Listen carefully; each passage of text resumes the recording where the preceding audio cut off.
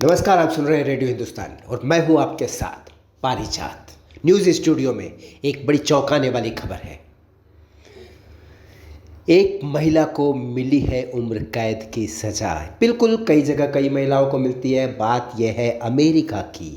ख़ास बात यह है इस महिला की, इसने अपने पति की हत्या की है। जी हाँ, ये और भी कई देशों में कई जगहों पर होता है। पति की हत्या के लिए कई महिलाओं को उम्र कैद की सज़ा मिलती है।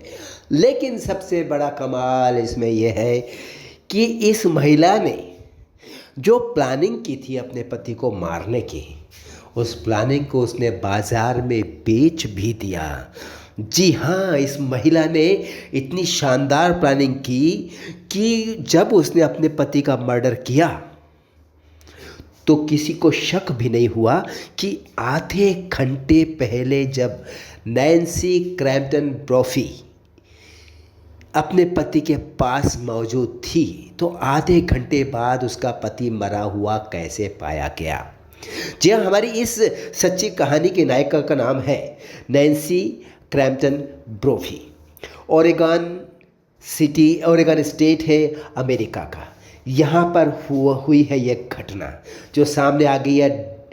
डैनियल ब्रोफी पति था नैन्सी का। नैन्सी के पति की संदेहास्पद परिस्थितियों में मृत्यु हुई। उसके बाद आई गई हुई जांच भी हुई और जांच में कुछ नहीं निकला, कुछ भी पाया नहीं गया। ये पता चला कि एक सुबह उसकी लाश गोली मार करके मृत स्थिति में उसका शरीर, उसकी लाश पाई गई थी। और उसके बाद ये भी पता चला जांचकर्ताओं को कि आधे घंटे पहले नैन्सी उसके साथ थी, लेकिन फिर वो चली गई थी। लेकिन जब वो लौट के आई तो उसने अपने पति को मरा हुआ पाया। तब उसने पुलिस को बुलाया और पुलिस ने अपनी जांच में कुछ नहीं पाया। बात आई गई हो गई, लेकिन नैन्सी के दिमाग में एक दूसरी खुराफात भी आई। ये बात अभी तक सामने आई नहीं कि उस दूसरी खुराफात की वजह से नैन्सी ने अपने पति को मारा या पति को मारने की वजह से खुराफात उसके दिमाग में आई। नैन्सी ने एक बुक लिख दी, अपने पति को कैसे मारे। यही उससे चूक हो गई।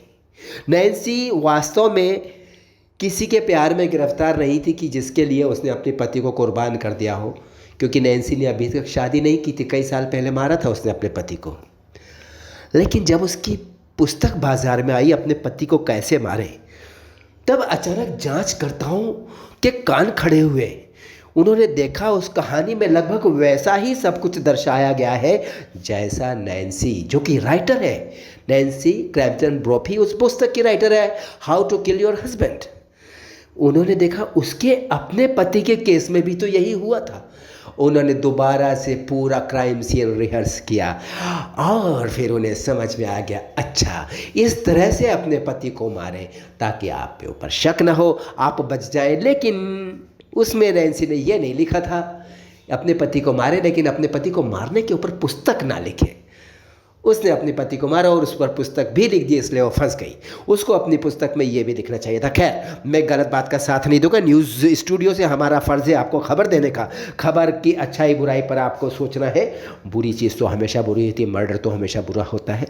लेकिन ये बात अभी तक साफ नहीं हुई कि क्या उसने अपनी किताब को हिट करने के लिए पहले उसका प्रयोग किया अपने पति पर, पति को कामयाबी के साथ मार दिया, तब फिर उसने उस प्लॉट पर किस तरह से अपने पति को मारे पुस्तक लिख दी, जो कि हिट हो गई थी।